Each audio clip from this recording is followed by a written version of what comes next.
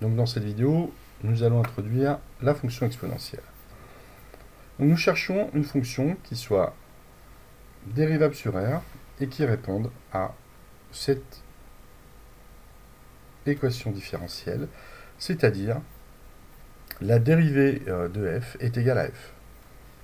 Alors on rajoute cette condition de positionnement.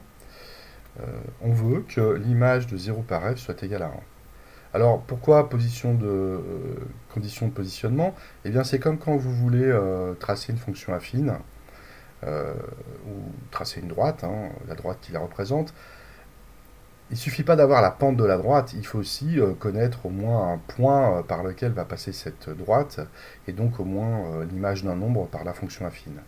En général, on prend l'ordonnée à l'origine, c'est-à-dire qu'on vous donne l'image de 0. Ben, ici, c'est un peu pareil.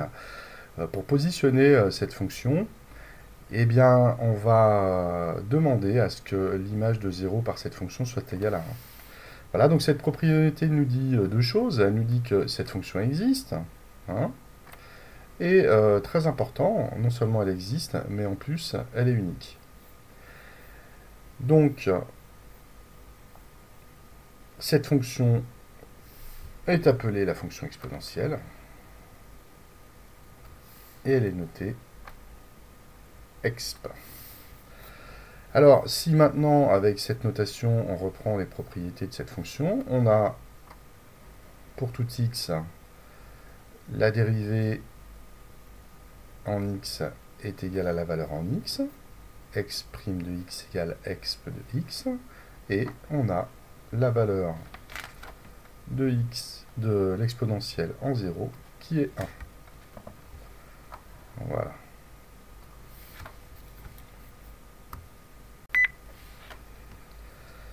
Alors, première propriété très importante, eh bien, on va montrer, alors la démonstration, vous l'avez ici, page 182 de votre livre.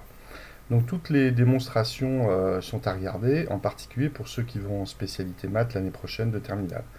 C'est des méthodes très importantes de démonstration qui sont assez générales après. Voilà, et en fait, on a beaucoup d'égalités avec fonctions, entre fonctions, à montrer dans ce chapitre. Et la méthode utilisée est souvent la même, donc il faut la connaître. Donc on va montrer dans cette démonstration que pour tout x, on a l'exponentielle de x multiplié par l'exponentielle de moins x qui vaut 1. Voilà, donc ça c'est à regarder. Et par conséquent, c'est surtout la conséquence qui est très très importante, c'est que pour tout réel x, l'exponentielle x est différente de 0. Alors, comment déduire cette conséquence de la première propriété? Eh bien, c'est assez simple, on fait un raisonnement par l'absurde. Imaginons qu'il existe un nombre, on suppose qu'il existe un nombre petit a, d'accord, pour laquelle l'exponentielle soit nulle. Eh bien, à ce moment-là, l'exponentielle de a fois l'exponentielle de moins a serait égale à 0, et non plus égale à 1. Donc, on serait alors en contradiction avec la propriété qui est démontrée. Donc voilà, très important, ce qu'il faut retenir de ceci, surtout, c'est que l'exponentielle ne peut pas s'annuler. D'accord? Donc on va pouvoir diviser assez facilement par l'exponentielle. Alors, pour ce qui est des démonstrations, celle-ci est très intéressante, c'est la démonstration globale. Vous commencez par démontrer la première propriété. Ensuite, il est démontré en détail, effectivement, la non-annulation de l'exponentielle, puis l'unicité.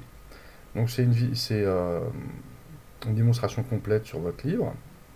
Et ici, je vous ai rajouté, alors cette vidéo elle est très bien faite, c'est la démonstration de l'unicité. Donc dans cette démonstration, il est admis que l'exponentielle ne s'annule pas, et vous ne faites que la démonstration de l'unicité.